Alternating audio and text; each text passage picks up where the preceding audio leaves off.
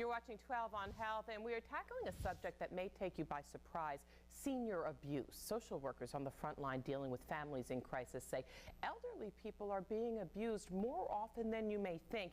And yes, it is happening right here in southwestern Connecticut. Here to help us be on the lookout for warning signs is gerontologist Rebecca Lapel. Lapel runs Family Center's Friendly Connections program. We should probably explain what Friendly Connections is. Friendly Connections is a program for older adults to continue engaging in the community who are no longer able to physically get into the community, but also for folks who would like the convenience of involving themselves in various activities, recreational, educational groups. Absolutely, like the name says. And they may not be driving, but they still may be maintaining their own home. Right, absolutely. A lot of these folks are within their own home, and they're looking to stay connected to their friends and loved ones. Maybe they're not so physically active anymore, or maybe they can't get around too easily, but still very much want to be connected to the community. And I think we want to believe that they're all well cared for one way or another. Friendly Connections, I know, reaches out to some people who don't have family in the area and may not have family at all. But what is worse is to know that perhaps they're not being treated right. Absolutely. What's going on? Absolutely. Well, unfortunately, elder abuse is a problem that we're seeing, and unfortunately it affects people all across the country, different ages, male, female. It knows no discrimination, unfortunately. Are you talking about physical abuse? We're talking physical, sexual, emotional, financial, neglect. The whole range of it. It unfortunately affects the senior population. And what are the signs? What can you look out for if you're a family member? Because it may be another family member who's perpetuating the abuse. Absolutely.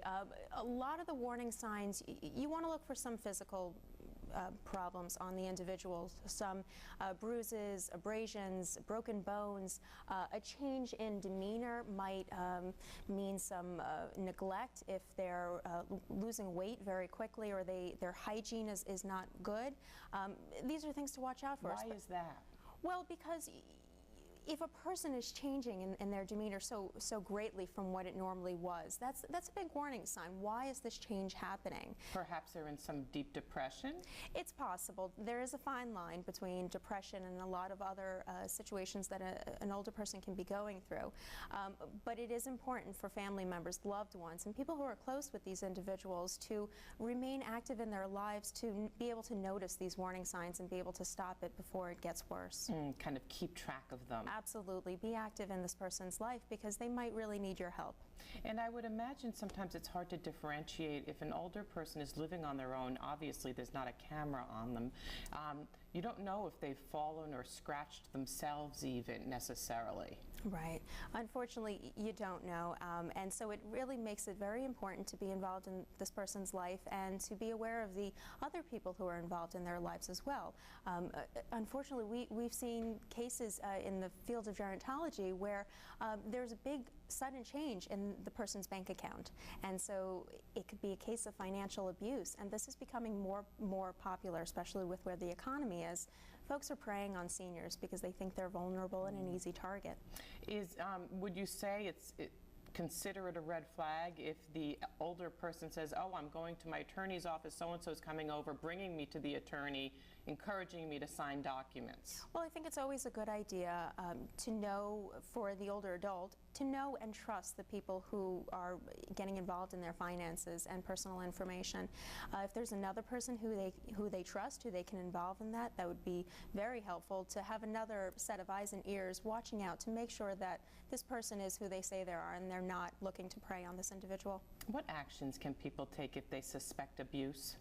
Well, again, it's important to know the signs and to be aware of it. It's hard to know if they are exactly signs of abuse, but know what the resources are in the community. Don't be afraid to contact the local police departments and request a well check. They will do these checks to an individual that you suspect possibly could be a victim of abuse. I never heard of that. That's interesting. A well check. They can pay a visit, see what's going on. Absolutely, absolutely. And knowing what the resources are in the community are very helpful. There's some great resources right here in Fairfield County that people should be aware of. Call Family Connections? Absolutely. Call us at Friendly Connections. I mean, did I just say Family Connections? You know what I mean. Family Centers or Friendly Connections. Absolutely, yes. And we have some great relationships with other agencies in the area that do work very closely with this topic, especially with the Jewish Home for the Elderly has a new center for elder abuse and victims. Don't ignore it. Is No, that the key? absolutely not. Do not ignore it. Thank you so much, Rebecca You're Lapel, welcome. Family Centers. A quick break here, but ahead, do vegetables in liquid form do as much as for your health as the real thing? A local expert weighs in just 90 seconds, right here on 12 on.